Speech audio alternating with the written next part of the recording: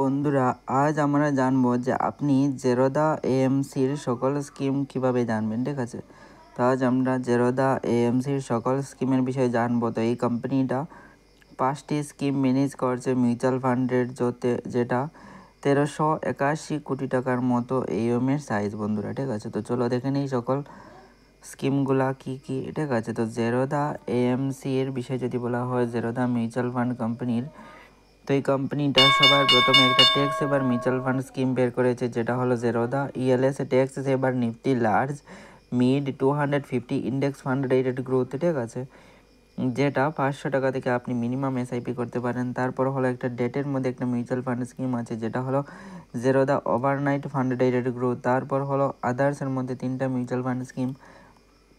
একটা হলো Zerodha Nifty large mid cap 250 index fund rated growth. তারপর হলো Zerodha gold ETF fund of fund direct growth.